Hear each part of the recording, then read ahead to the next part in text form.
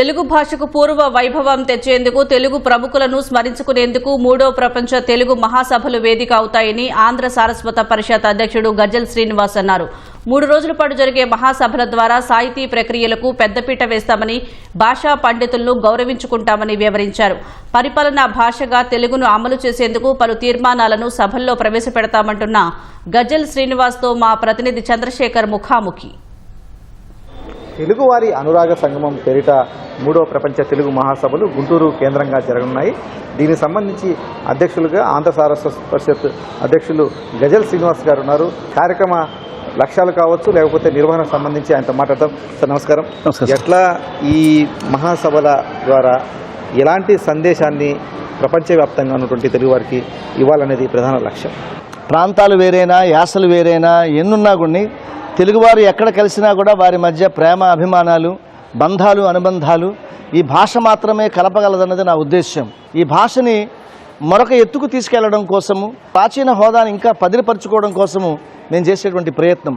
ప్రపంచాన్ని ఒక్క తాటిపై తీసుకొచ్చి ప్రపంచ తెలుగు మహాసభలు చేయడం అనేది చాలా అనివార్యంగా అనిపించింది. అనేక గొప్ప పిలుపులు ఇవ్వడం జరిగింది. ఈ తెలుగు మహాసభల పిలుపు అది అమరావతి పరివాహక ప్రాంతంలోనే చేస్తామని, సత్యసాయి స్పిరిచువల్ సిటీ ప్రాంగణంలో ఈ 3వ ప్రపంచ తెలుగు మహాసభల యొక్క సన్నాహాలు చేయడము, రేపు జనవరి 3, 4, 5 తారీఖుల్లో 3 రోజులు ప్రపంచం గర్వించేటట్టుగా, ఆంధ్రప్రదేశ్ గర్వపడేటట్టుగా ఈ 3వ ప్రపంచ తెలుగు మహాసభలు నిర్వహిస్తున్నాం. ప్రపంచవ్యాప్తంగా ఉన్నటువంటి తెలుగు సంఘాలందరినీ కూడా ఒక తాటిపైకి తీసుకొచ్చి తెలుగు భాష అభివృద్ధికి, తెలుగు భాషను భవిష్యత్ తరాలకు అందించేందుకు ఈ సభలు ఎలా ఉపయోగపడతాయి? చాలామంది వేదికలకి తెలుగు చచ్చిపోతుంది, తెలుగు మృత భాష, తెలుగు మృత భాష అని చెప్తున్నారు. అయ్యా, తెలుగు అమృత భాష అని మేము చెప్తున్నాం.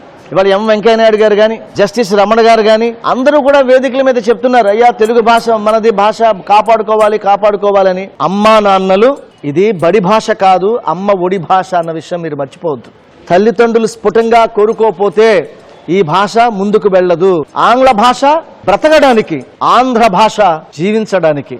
చాలా మంది తెలుగు ప్రముఖుల పేర్లను ఈ సభా వేదికలకు కావచ్చు, ప్రాంగణాలకు కావచ్చు పెడుతున్నారు.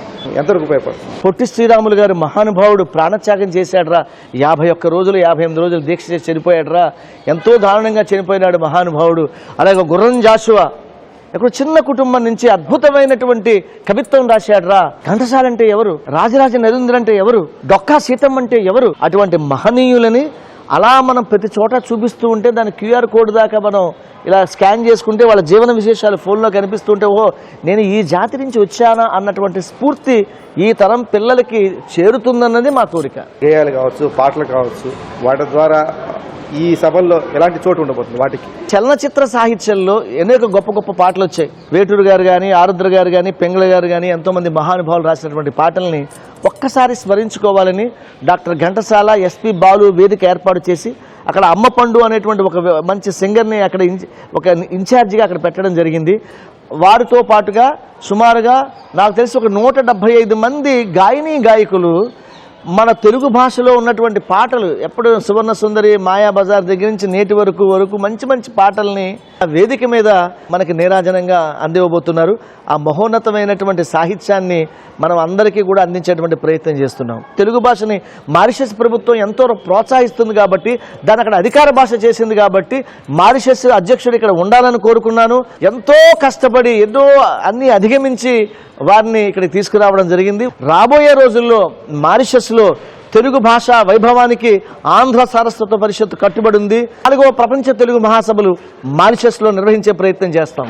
ఈ కొత్త టెక్నాలజీని ఎలాగ మన తెలుగు భాష వికాసానికి ఉపయోగించాలన్న అంశం పైన కూడా మన దగ్గర రేపు సదస్సులో మనం చర్చలు చేస్తున్నాము. విజ్ఞాన్ని, శాస్త్రంలో ఉన్నటువంటి అనేక విషయాల్ని మాతృభాషలోకి ఎట్లా అనువదించాలి, అనువాదం చేయాలన్న కార్యక్రమాన్ని కూడా రేపు మనం డిస్కషన్ చేయబోతున్నాం, చర్చలు చేయబోతున్నాం అనమాట. అనేక మంది గొప్ప మేధావుల్ని తీసుకొచ్చి పురాతన శాసనాలు, తాళపత్ర గ్రంథాలు వీటిలన్నిటిపై కూడా చర్చలు జరుగుతున్నాయి. మీరు ప్రతి వాళ్ళు కూడా విధిగా పాల్గొనాలి ఈ చర్చల్లో. మనకి తెలియని అంశాలు, గొప్ప గొప్ప ఆలోచనలు ప్రజల దగ్గర ఉన్నాయి. వాటిని సామాజిక మాధ్యమం ద్వారా మనం తీసుకుని తెలుగు భాషని మరింత ముందుకు తీసుకెళ్లేటువంటి ప్రయత్నం చేస్తాము.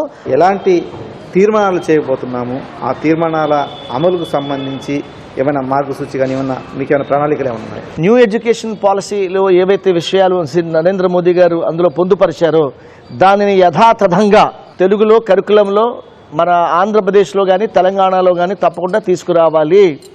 అలాగే నైతిక విలువలకు సంబంధించినటువంటి విషయాలు కూడా అందులో మనం పొందుపరచాలి.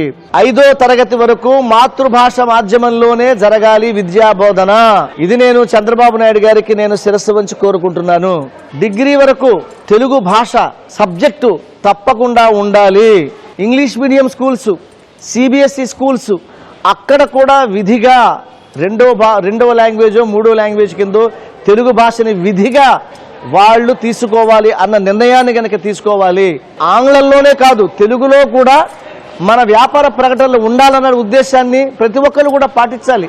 ఇలా కొన్ని తీర్మానాలు చేసి ఇతర తెలుగు సంఘాల వారు కూడా 3 రోజులు మాతో ఉంటారు కాబట్టి వారి యొక్క తీర్మానాలు కూడా తీసుకుని ఒక సంపూర్ణమైనటువంటి తీర్మానాన్ని మేము రూపొందించి ముఖ్యమంత్రి నారా చంద్రబాబు నాయుడు గారికి అధికార భాష సంఘ అధ్యక్షుడు శ్రీ తిరువిక్రమరావు గారి యొక్క మాధ్యమం ద్వారా వారికి అందజేసే ప్రయత్నం చేస్తాము. కెమెరామెన్ అలీతో పూర్ణచంద్రశేఖర్, ఈటీవీ న్యూస్, అమరావతి.